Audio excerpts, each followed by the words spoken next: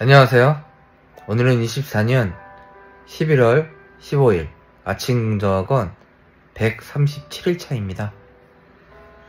네, 요즘에 책을 좀 구비하고 나서 침상에서 책을 읽는 시간들을 늘려가고 있는데요.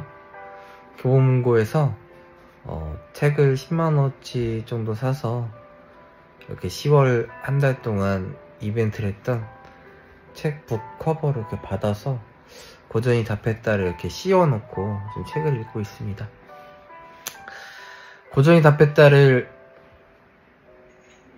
읽으면서 이제 두 번째 어떻게 살아야 하는가를 다 읽었는데요. 어제 마지막 3부를 남겨놓고 있는데 어제 좀 많이 반성을 했습니다. 권명한 작가님도 책에서 계속 52세 늦지 않았다고 하고, 어제는 또 자기 동료인 문천식 개그맨님의 인스타 공유 내용을 공유하면서 세스고딘의 문장을 공유하고, 또 아직 늦지 않았으니까 자신의 길을 잘 찾아가라는 문장도 보았고, 또 이렇게 고명한 작가님이 크게 변한 이유 중에 하나는 나는 죽음을 이겨내고 어떻게 나답게 살아갈 것인가, 뭐 이런 질문들을 던지시면서 인생의 큰 변곡점을 맞이하셨다고 얘기했는데, 저도 인생을 살아가면서 많은 변곡점들이 있었는데요. 요즘에 그런 슬픈 사건들을 슬픔이 아니라 그때 내가 왜 그렇게 질문을 던지고 개선하지 못했는지에 대해서 질문을 적어보고, 또 그때 당시에 나로 돌아가서 그때 나였으면 어떤 질문을 했어야 되는가, 또 그에 대한 답들을 내려보면서 좀 정리하는 시간을 갖고 있는데요. 좀 예전에 쓴 기억들이 떠오르면서 좀 힘들긴 했었지만 왜 그때 못했을까, 이런 생각들을 많이 했어요.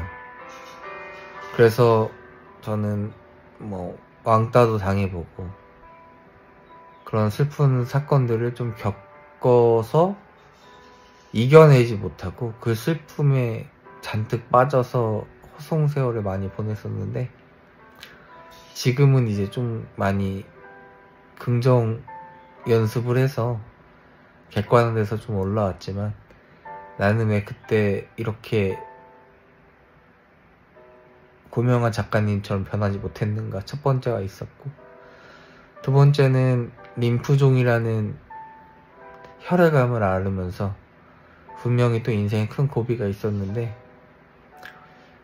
이런 사소한, 뭐 좀 약간 부끄럽긴 하지만 우리가 생리현상, 대변을 본다는 것 자체, 또 잠을 푹 잔다는 것 자체, 이런 사소한 거의 소중함을 좀 깨닫긴 했어요.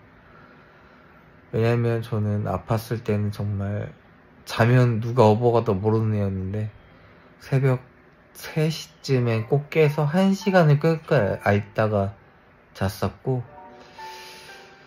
또 항암을 하면서 머리도 빠져봤고, 또 항암을 다 이겨내서 건강해졌는데, 그런 과정들 속에서 난 또 고명한 작가님처럼 인생의 변곡점을 만들어가지 못했을까, 두 번째가 있고, 지금 침상에 누워있지만 고명한 작가님처럼 정말 사흘 뒤에 죽습니다 하는 말을 들을 정도로 큰 사고는 아니지만, 어쨌든 그분처럼 나는 왜 더 몰입해서 나를 위해 질문을 찾아가고 독서하지 못했는가, 이런 질문들을 떠올리면서 나를 좀 반성해가는 시간을 가지고 있습니다. 그래서 어제 책을 읽으면서 좀 많이 반성했고요.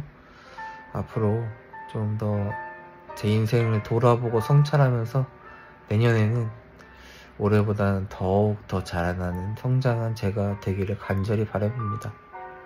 여러분도 이제 연말이 다가오고 내년도를 준비하는 이 시기에서 자신을 돌아보고 성찰하고 내년도를 잘 준비하는 여러분과 제가 되었으면 좋겠습니다. 나는 나의 40을 진정 가치 있고 의미 있게 산다! 1. 나는 긍정적이고 선한 영향을 끼친 사람이다. 2. 그러면 저절로 사람이 따라온다. 3. 자연스럽게 돈도 따라온다. 4. 매일 긍정학원, 루틴, 독서 등을 쌓아가면서 하루하루 역량 있는 사람으로 계속 성장하는 사람이다. 5. HR로서 늘 학습하며 교수로서 늘 타인에게 인사이트를 주는 사람이다. 나는 2024년에 긍정으로 완벽히 거듭났다. 난 2025년 상반기에 논문 심사를 통과했다. 난 2026년 7월 1일에 교담자다. 난 2028년 3월 1일에 좋은 아파트에 산다. 난 2034년 7월 24일 내 생애 통장에 30억 이상이 있다. 오늘도 감사한 하루가 되었습니다. 오늘도 감사하고 행복한 하루가 되었습니다. 나는 오늘 하루 어떤 일이 있어도 평화를 유지하고 감사했습니다. 나에게 모든 문제를 해결할 수 있는 지혜가 있었습니다. 나는 아침에 내 목표와 꿈을 기록하면서 어제보다 1mm 성장한 사람이 되었습니다. 나에게 행운이 계속 끌어당겨졌습니다. 나에게 사람들이 계속 끌어당겨졌습니다. 나에게 돈이 계속 끌어당겨졌습니다. 내 인생이 성공하고 성장하는 방향으로 흘러갔습니다. 나는 끌어당김의 법칙을 잘 알고 실행했습니다. 나는 아침학원, 글쓰기, 독서를 통해서 5년 후 성공했다! 나는 나를 매우 사랑했습니다. 나는 오늘 매우 존귀하고 가치 있는 존재였습니다. 따라서 나는 남의 장점만 보고 존중하고 배려하며 사랑했습니다. 범사에 감사했습니다. 오늘 하루 우리 혜민이를 사랑했습니다. 우리 다은다현이를 정말 사랑했습니다. 우리 어머니를 사랑했습니다. 우리 장인어른 장모님을 사랑했습니다. 우리 형님 시험을 사랑하고 감사했습니다. 우리 준섭이를 사랑했습니다. 오늘도 이렇게 긍정학원을 외쳐보았습니다. 오늘은 독서를 통해서 제가 부끄럽고 깨달은 바들을 좀 나눠보았는데요. 이렇게 점점 하루하루 쌓아나가면서 긍정학원 외치고 감사일기도 쓰고 좋은 영상도 보고 이런 것들을 200일 이상 꾸준히 지금 쌓아가고 있는 중인데요. 이런 것들을 했더니 부정적이었던 내 내면이 좀 많이 바뀌었고요. 항상 웃는 모습들을 찾아가고 있는 와중에 이렇게 또 성찰까지 할 수 있는 인사이트들을 얻을 수 있어서 제 삶이 점점 조금씩은 성장해 나가고 있는 것 같습니다. 늦은 나이는 없다고 하더라고요. 어제 좀 많이 와닿았던 문장 중에 하나는 녹슬지 말자였어요. 삶에 녹슬면 견디면 버티게 되고 결국 녹슨다는 문장이 있었는데, 참 괜찮은 태도라는 책에서도 법정 스님을 보내는 그런 영상을 찍었던 에피소드에서 삶에서 가장 두려워할 것은 죽음이나 늙는 것이 아니라 삶이 녹쓰는 것이라고도 그분도 얘기했다고 하시더라고요.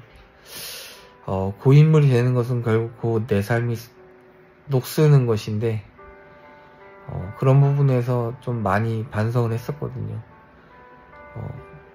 젊은 사람이나 늙은 사람이나 내가 배울 점이 있고 내가 존중할 점이 있으면 그 사람들한테 배워야 되는데, 저는 자격지심과 부정적인 마음과 여러 가지들이 겹쳐서 항상 고자세로 뻣뻣하게 그들의 의견을 수용하지 않고 버티고 있었는데, 결국 점점 제가 녹슬어가는 것을 발견하고 있었던 것 같아요. 그래서 어제는 또 그 문장이 와닿았었는데, 이렇게 점점 변화해가는 제 모습들을 바라보면서 이렇게 또 영상도 남기고 여러분과 공유할 수 있어서 너무 감사합니다. 여러분들도 점점 이렇게 하루하루 성찰해 나가는 그런 시간들을 가지시길 바라면서 내일 뵙겠습니다. 안녕.